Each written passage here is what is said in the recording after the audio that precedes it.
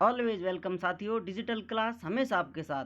जो भी कंटेंट दोस्तों अब तक आपको पढ़ाया गया है और इस वीडियो में पढ़ाने जाने वाला है, इस कंटेंट को आप डाउनलोड कर सकते हैं, फोटोकॉपी करा सकते हैं। जो दोस्त इस कंटेंट के लिए हमें फीस देना चाहता है वो इस नंबर पर हमें पेमेंट कर सकता है, @पेटीएम लगाकर या @UPI लगाकर।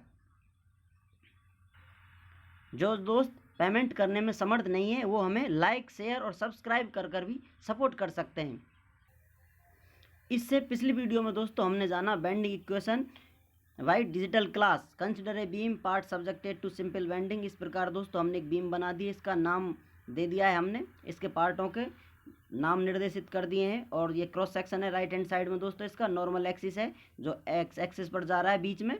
इस प्रकार इसका नाम दे दिया है दोस्तों। और ये बेंड होने के बाद इसके फिर नामकरण कर दिया गया है और हमने दिखा दिया है दोस्तों किस प्रकार इस पर कंप्रेशन और टेंशन स्ट्रेस जनरेट होता है। कहाँ कंप्रेशन लगेगा, ऊपर की तरफ, और टेंशन नीचे की तरफ। इनका नामकरण करने के बाद दोस्तों हमें पता चलता है कि जो ये लेंथ होती है दोस्तों जिस स्ट्रिप पर हम अध्ययन कर रहे हैं, ये बिफोर बेंडिंग छोटी होती है, आफ्टर बेंडिंग बड़ी हो जाती है। तो इस प्रकार दोस्तों हम इस चेंज इन लेंथ को स्ट्रेंथ कंसिडर करके इस पर स्ट्रेंथ निकालते हैं, जो कि हमें स्ट्रेंथ प्राप्त होती है। और जो ये RY थीटा मिलता है दोस्तों, ये आर्क होती है।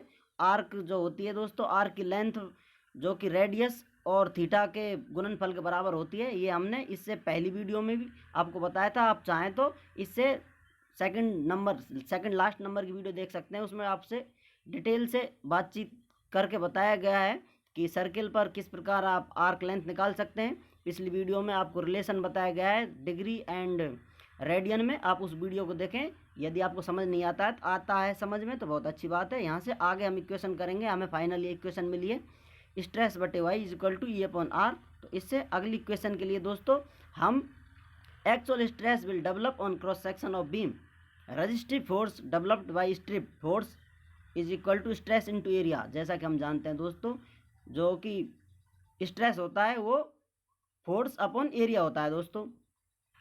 उस फॉर्मूले से हम ये फोर्स निकाल लेते हैं दोस्तों। इस प्रकार अब जो हमें स्ट्रेस मिला है दोस्तों वो सिग्मा से प्रदर्शित किया गया है। और जो वो स्ट्रिप है दोस्तों जिस पर हम अध्ययन कर रहे हैं, ये बारीक सी स्ट्रिप है जो कि वाई डिस्टेंस पर है, नॉर्मल लेयर से वाई डिस्टेंस पर जो स्ट्रिप है दोस्तों, इसका एरिया DA हमने कैलकुलेट किया है और उस पर हम अध्ययन कर रहे हैं। इस प्रकार स्ट्रेस इनटू एरिया। अब स्ट्रेस दोस्तों जो कि पिछली इक्वेशन में हमको ये प्राप्त हुआ था, stress upon y is equal to E/R। इस इक्वेशन से हम बेंडिंग स्ट्रेस को और एरिया का गुणनफल कर लेते हैं।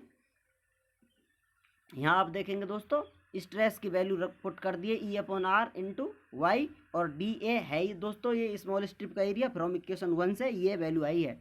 अब हम resistive moment developed by strip, जो इस स्ट्रिप से दोस्तों रजिस्टिव मोमेंट डेवलप होता है उसकी कैलकुलेशन करेंगे।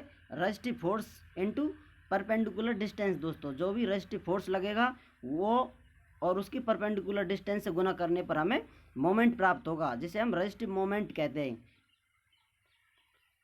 क्योंकि यह बेंडिंग लगने पर रजिस्ट करता है दोस्तों अपनी चेंज इन लेंथ में, और जो स्ट्रेस आता है वो फिर रजिस्टिव स्ट्रेस, और जो ये मोमेंट है ये रजिस्टिव मोमेंट है। इसलिए दोस्तों अब RF रजिस्टिव फोर्स हमने कैलकुलेट कर लिया है, ये ऊपर इससे इसकी हम वैल्यू पुट कर देते हैं E/R into Y into DA। और जो इसकी परपेंडिकुलर डिस्टेंस है दोस्तों नॉर्मल लेयर से वो वाई है, इसलिए इसका गुना कर दिया है। अब हमें मोमेंट प्राप्त हुआ है E/R is equal to y square into DA। इस प्रकार दोस्तों टोटल रजिस्टिव मोमेंट के लिए हम इसका इंटीग्रेशन कर देंगे, integration of E/R into y square into DA। अब इसको E/R को बाहर निकाल लेंगे दोस्तों क्योंकि ये कांस्टेंट है, तो y square integration of y square into DA जो कि मोमेंट ऑफ इनर्शिया होता है दोस्तों, इसको मोमेंट ऑफ इनर्शिया के रूप में परिवर्तन कर देंगे। इसका M is equal to E/R into moment of inertia, क्योंकि हम जानते हैं ये इक्वेशन मोमेंट ऑफ इनर्शिया की है दोस्तों। यदि आपको मोमेंट ऑफ इनर्शिया नहीं समझ में आ रहा है तो आप पिछली वीडियो देखें, उसमें मोमेंट ऑफ इनर्शिया के बारे में भी आपको डिटेल से बताया गया है, moment of inertia about normal axis. अब दोस्तों हमें M/I is equal to E/R ये की सेकेंड इक्वेशन प्राप्त हो गई है। अब इन तीनों इक्वेशनों को हम बराबर कर देते हैं दोस्तों, क्योंकि E/R के बराबर M/I और E/R के बराबर ही स्ट्रेस अपॉन ये इसकी परपेंडिकुलर डिस्टेंस जो कि नॉर्मल एक्सिस से नीचे की तरफ ले रखी है y होती है। इसे ही हम बेंडिंग इक्वेशन कहते हैं दोस्तों। यदि आप चाहें E इंटू आई करें, इन दोनों का गुणनफल होता है दोस्तों, उसे फ्लेक्सरल रिजिडिटी के नाम से भी जाना जाता है। ये नोट्स आप डाउनलोड करें दोस्तों, किसी वीडियो की डिस्क्रिप्शन में लिंक मिलेगी आपको, वहाँ से आप इसे आसानी से डाउनलोड कर सकते हैं। जो कि फाइल साइज़ होती है लगभग 250-300 MB की होती है दोस्तों।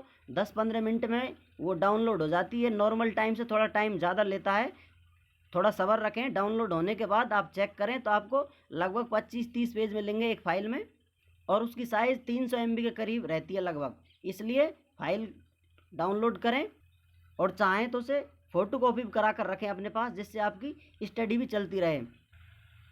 और यदि किसी प्रकार का आपका कन्फ्यूज़न मिलता है, कोई समस्या आती है आपको, तो आप हमसे कांटेक्ट कर सकते हैं। कांटेक्ट डिटेल भी हमने आपको वीडियो के डिस्क्रिप्शन में प्रोवाइड करा रखी है। जब जी चाहे आप हमें कांटेक्ट कर सकते हैं।